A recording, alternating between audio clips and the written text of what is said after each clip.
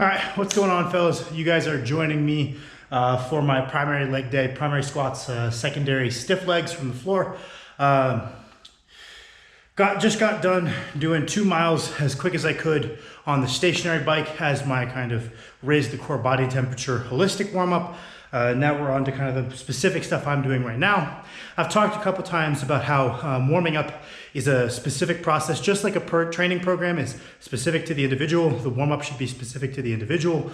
You shouldn't waste a ton of time warming up something that's a non-issue for you, or if you've got great ankle mobility, why would you spend a bunch of time on your ankle mobility if it's already kind of checked off? So it's something very specific to the individual. There's lots of formats you can make for them, which is why I don't really put out like formal warm-up videos or even like templates, because there's so many different effective ways that you can lay it out. That being said, it is something that a lot of you have asked me about, so I'd like to maybe start just giving some examples, maybe not a template, but like I'll have Max film the upper body warm-up that he does prior to his bench press. I'll post that as an example of what an individualized warm-up looks like for him, and maybe one for me. So I did my generalized warm-up. Now we're on to a little bit of specific mobility. So hanging out in a third world squat, a couple of other squat variations such as like Cossack squats, lunges, just get the hips moving in a greater range of motion than what I'm going to need today. Maybe do some hip swings. So we've got the mobility portion, doing some calf raises on the SSB just to get my ankles warmed up and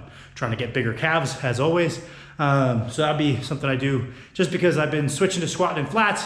Ankles tend to get a little bit junky. Training the surrounding muscle groups is probably the most effective way to improve mobility. So we're doing a little bit of calves, and we're supersetting the calves and the mobility with back extensions. I've just always found that if I do some back extensions before squatting, they feel better. So not much to read into there. You could call it activation. You could call it warming up. You could call it whatever you want. I just found that on average, squats go better if I do some back extensions beforehand. So we're gonna get all that done. Maybe I'll film a little bit. It's a bit boring, but then we're gonna get into squatting.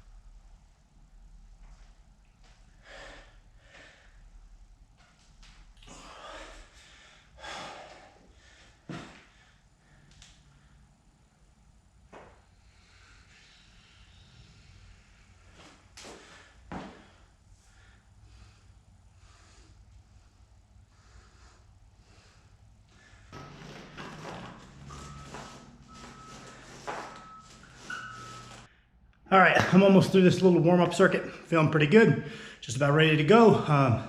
Then we'll get into Beltless SSB for a little higher reps. Gonna superset that or do them afterward, depending on what I feel like, with some GHD sit-ups. Then we'll move on to the stiff legs, some hanging leg raises, and then just a little bit of leg hypertrophy work. A little limited on the leg hypertrophy work here, just because of the limitations in equipment. I find that maximally developing like hypertrophy of the lower body is a little harder in a home gym setting when you don't have access to things that let you train your legs past the point where your lower back would be the limiting factor, or stability might be the limiting factor. It can absolutely be done. It's just a little trickier if you don't have things like hack squats, belt squats, leg presses, leg extensions and such. So we're making do until I can afford to get a little bit of leg equipment down here. I know that's something Max is interested as well. Felt a little pressure to make this video because a bunch of people are new to the channel and seem to be under the impression that I only bench or overhead press, and I'm at least okay at the other lifts. Still trying to get better at those, but we're getting there. I just the reason I haven't been filming it and I have been documenting my upper training is, frankly, I've been a little bit embarrassed by the especially the squat workouts as of recent. Just not particularly impressive, but you gotta do the boring stuff to do the cool stuff. So I'll walk the walk and actually show that. Shh. Shh.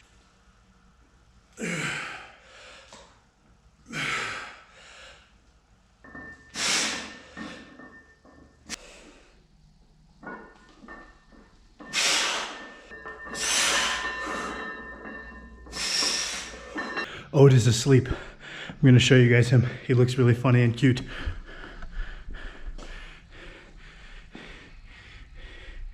Little big boy. Oh, good morning. That's all.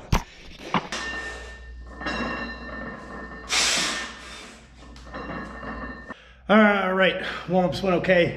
We got 500 on the bar. Leaving the belt off, I like how my trunk stability has been feeling just doing these beltless. It's quite a bit harder for me. I've done 600 for 10 with a belt on SSB, but there was also quite a few differences there. I was wearing heels, I had a belt, I was using a different SSB that's a little bit whippier, so I was getting a little rebound out of the bottom, and I was more or less low barring the SSB. So there's enough differences here aside from the belt. No, I'm not getting 100 pounds out of my belt. I wish I was for my set of 10, but some changes in execution. I think if I did get 10 here, that'd be awesome. I'm not sure that's gonna happen today, but I'm gonna do my best. Easy.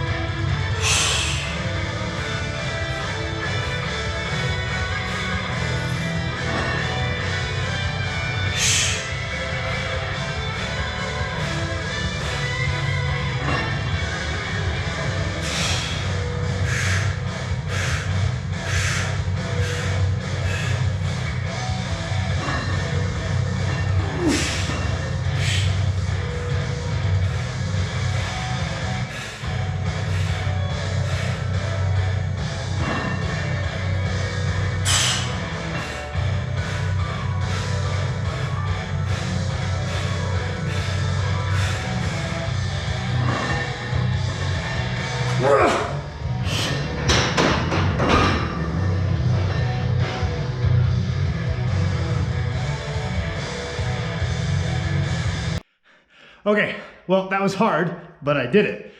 So moving on, I got my last set of GHD sit-ups to get done. And then we are moving on to the dead stop stiff legs. Lower volume on those, just because my lower back handles higher weight, lower volume a little bit better than it does the inverse. And it lets me kind of push this 1.5x deadlifting frequency where I have one day of regular pulls from the floor and then one day of stiff legs, obviously with a greatly reduced load. So we'll move on to those. Got some hanging leg raises to do with those, because if I do dead stop stiff legs without hanging leg raises around, my back gets a little stiff. If I do the hanging leg raises, that same training leaves me feeling pretty fine. And then I think I'm gonna do some lunges, some sissy squats, and what's the last thing I've got? Maybe GHR, so glute ham raises, the full knee flexion version. That's the plan. Decently happy with that top set. Not a PR, but also the other thing I found the other week, I've always had issues squatting on a straight bar.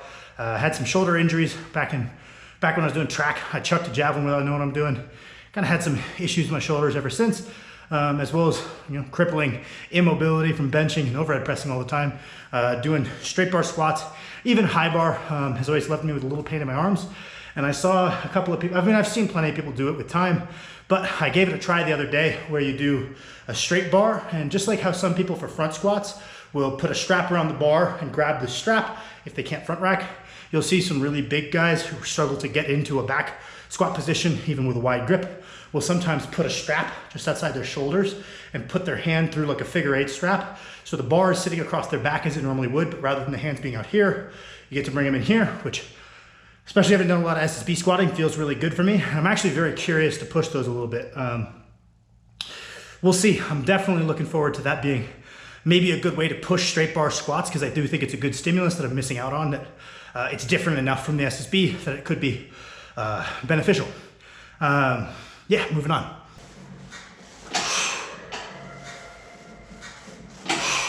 Maxime has actually been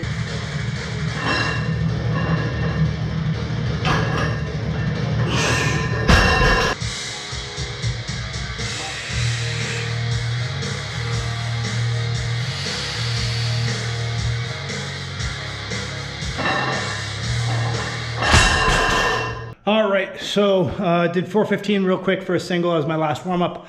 I'm thinking something like 465, maybe 475 for a triple is my top set for the day. Easing into these, making sure I prioritize motion quality, because if you fudge your stiff leg, it's very different stimulus.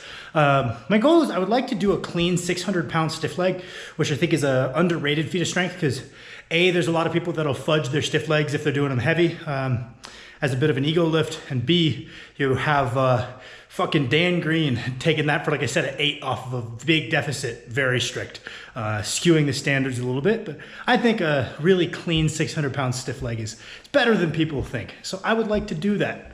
The nice part is I'm not particularly good at these.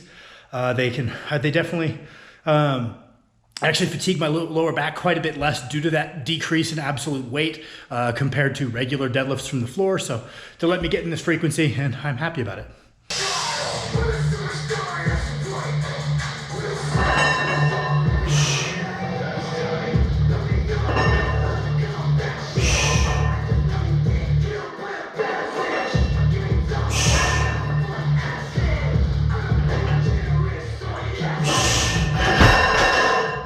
All right, so I was going to do my walking lunges outside, but because we're in a newly developed neighborhood here in Three Forks, Montana, there's a bunch of construction workers out there looking at me funny. So fuck that, I'm staying inside.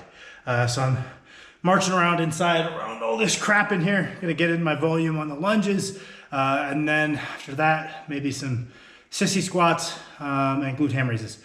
We'll see what I film. I know this is kind of the boring stuff, but I know some of you like to see it, so I'll maybe include some of it.